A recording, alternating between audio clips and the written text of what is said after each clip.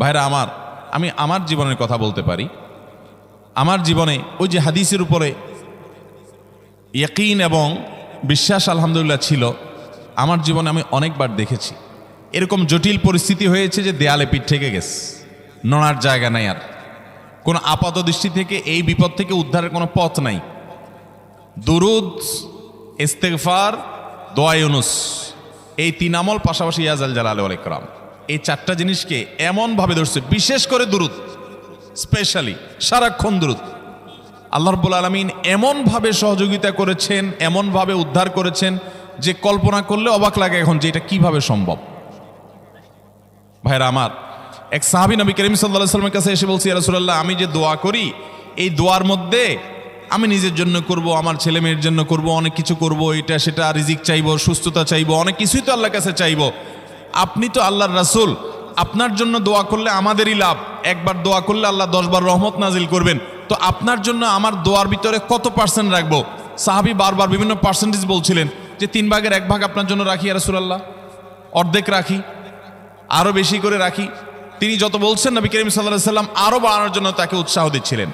এক পর্যায়ে যখন তিনি বললেন, ইয়া রাসূলুল্লাহ, আমি আমার কোনো দোয়ার সবটুকু যখন আপনার জন্য নিবেদন করব, আমি কোনো একবার যখন দোয়া করব, দোয়া শুধু আপনার জন্যই করব যখন, অর্থাৎ পিওর দুরূদ যখন পড়ব, নিজের জন্য আর কিছু চাইব না, শুধু আপনার জন্যই যদি চাই কোনোবার, তাহলে তখন নবী করিম সাল্লাল্লাহু আলাইহি ওয়াসাল্লাম বলেছেন, ইদান তুকফা হাম্মুক ওয়া তুগফার যামবুক, তাহলে তোমার সকল পেরেশানি থেকে উদ্ধারের জন্য এই দুরূদটাই যথেষ্ট হয়ে যাবে, এবং তোমার সকল গুনাহ মাফের জন্য এটা যথেষ্ট হয়ে যাবে।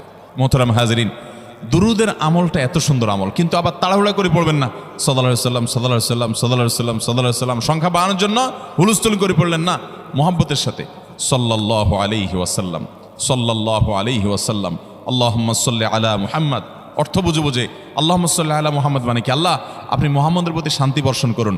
আরে ভাই, মুহাম্মদ সাল্লাল্লাহু আলাইহি ওয়াসাল্লামের প্রতি আল্লাহ তাআলা শান্তি এমনি বর্ষণ করবে, আপনি আমি দোয়া করলেও করবে, না করলেও।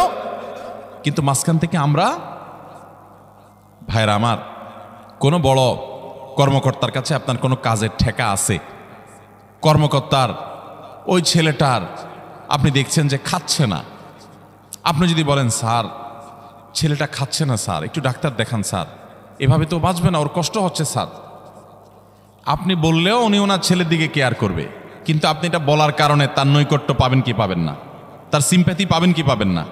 আরশ আজিমের মালিক তার হাবিবকে এত মহব্বত করেন, তিনি তার হাবিবের প্রতি এমনিতেই রহমত নাজিল করবেন, তাকে বিভিন্ন মর্যাদা আগে থেকেই দেওয়ার ঘোষণা দিয়ে রাখছেন, কিন্তু আপনি আমি দোয়া করলে আল্লাহ তাআলা তার মাধ্যমে আমাদের ভাগ্যকে সুপ্রসন্ন করে দিবেন। দুরুদের আমলকে জীবনের তরে আঁকড়ে ধরবেন ভাই, শুধুমাত্র জুমার দিন আর জুমার রাত না, সব সময় অধিক পরিমাণে। আরাবিয়ানদের মধ্যে আমলটা খুব বেশি আছে, তাদের দেখবেন তারা 2টা আমল, মুখে 2টা আমল, ভালো মন্দ তাদের মধ্যেও আছে, কিন্তু এই 2টা আমল তাদের মধ্যে খুব ভালো। বেশিরভাগ মানুষই দেখা যায় অবসর সময়